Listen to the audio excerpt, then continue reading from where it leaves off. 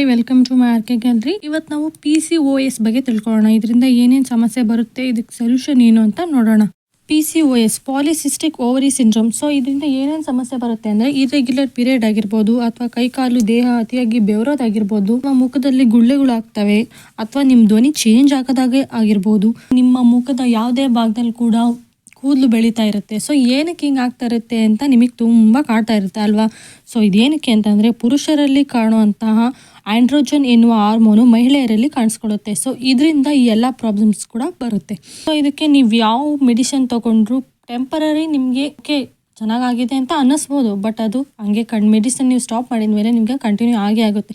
So ಇದಕ್ಕೆ best solution ಏನಂತಂದರೆ ನೀವು ಯೋಗ ಮತ್ತು ನಿಮ್ಮ ಫುಡ್ ಡಯಟ್ನ ಮೇಂಟೈನ್ ಮಾಡ್ತಾ ಬಂದರೆ ನಿಮಗೆ ಈ ಸಮಸ್ಯೆಯಿಂದ ಸ್ವಲ್ಪ ಮುಕ್ತಿ ಸಿಗುತ್ತೆ. ಸೊ ಇದೇ ಥರ ಯೂಸ್ಫುಲ್ ಇನ್ಫಾರ್ಮೇಷನ್ಗೆ ನನ್ನ ಇನ್ಸ್ಟಾಗ್ರಾಮ್ ID ನ ಫಾಲೋ ಮಾಡಿ ಮತ್ತು ನನ್ನ ಯೂಟ್ಯೂಬ್ ಚಾನಲ್ನ ಸಬ್ಸ್ಕ್ರೈಬ್ ಮಾಡ್ಕೊಳ್ಳಿ. Thank you for watching.